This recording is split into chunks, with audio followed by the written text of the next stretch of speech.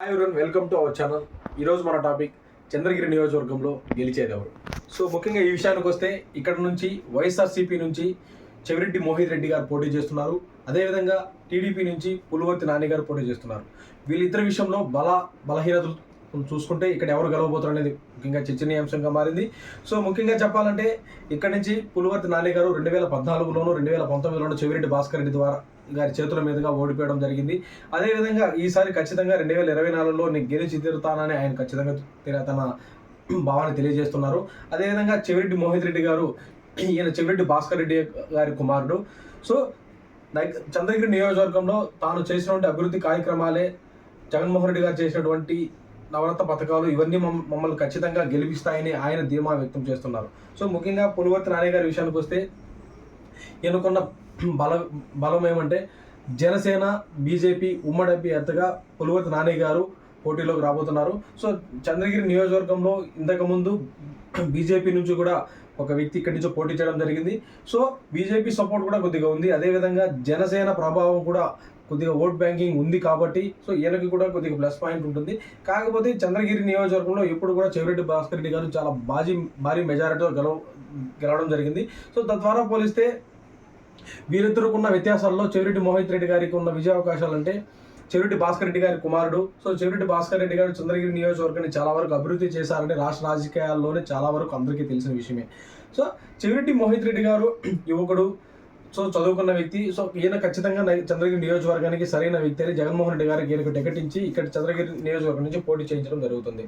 ముఖ్యంగా విషయానికి వస్తే చెవిరెడ్డి మోహిత్ రెడ్డి గారికి విజయావకాశాలు అనగా జగన్మోహన్ రెడ్డి చేసినటువంటి నవరత్న పథకాలు కానీ, ఇళ్ల పట్టాల పంపిణీ కూడా, సో ఇవన్నీ ఈయనకు కొంతవరకు విజయావకాశాలకి దగ్గరగా చేరుస్తాయని భావించవచ్చు. సో ముఖ్యంగా చంద్రగిరి నియోజకవర్గం ప్రజలు గుర్తుపెట్టుకోవాల్సిన రెండు విషయాలు. ఒకటి, కరోనా సమయంలో చెవిరెడ్డి భాస్కర్ రెడ్డి గారు చేసిన సంక్షేమ, ప్రతి ఇంటికి కూరగాయలు, మాంసము కావాల్సిన ప్రోటీన్ ఫుడ్ను ప్రతి డోర్ డెలివరీ చేశారు. ప్రతి ఇంటికి వాలంటరీ వ్యవస్థను ఉపయోగించుకొని ప్రతి ఇంటికి ఇవ్వడం జరిగింది. సో ఈ కరోనా సిచ్యువేషన్లో చెవిరెడ్డి భాస్కర్ రెడ్డి గారు చాలా వరకు పోరాడి తమ నియోజకవర్గ ప్రజలను కాపాడుకున్నారని రాష్ట్ర రాజకీయాల్లోనే ప్రతి ఒక్కరికి తెలిసిన విషయమే. సో అదేవిధంగా అదే నియోజకవర్గ ప్రజలు పులివర్తి నాని గారికి ఒక ప్రశ్న వేయడం జరుగుతుంది. సో కరోనా సిచ్యువేషన్స్లో మీరు ఎక్కడికి వెళ్ళారు?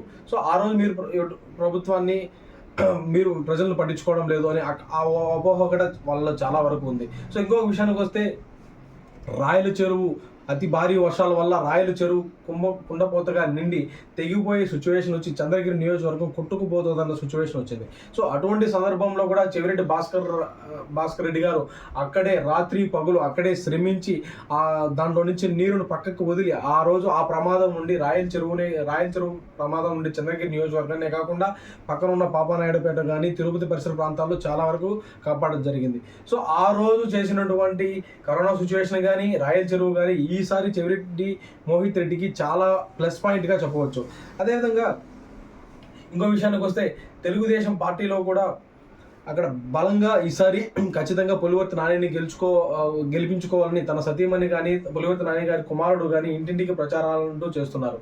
సో మొత్తం ఈ రాజకీయ సమీకరణాలు, ప్రాంతీయ సమీకరణాలు మనం గమనించుకుంటే ఇక్కడ ఖచ్చితంగా చెవిరెడ్డి మోహిత్ రెడ్డి గారికి విజయావకాశాలు చాలా ఎక్కువగా ఉన్నాయని చెప్పవచ్చు. సో విజయావకాశాలు ఎక్కువగా ఉన్నాయంటే చెవిరెడ్డి భాస్కర్ రెడ్డి గారి కుమారుడు. సో చెవిరెడ్డి భాస్కర్ రెడ్డి గారు చేసిన అభివృద్ధి కార్యక్రమాలు కానీ, సంక్షేమ కార్యక్రమాలు కానీ, అదేవిధంగా 2019 అధికారంలోకి వచ్చిన తర్వాత జగన్మోహన్ రెడ్డి గారు చేసినటువంటి సంక్షేమ పథకాలు కానీ ఇవన్నీ కూడా కొద్దిగా చెవిరెడ్డి మోహిత్ రెడ్డి గారికి ప్లస్ పాయింట్ ఏ విధంగా ఉంది.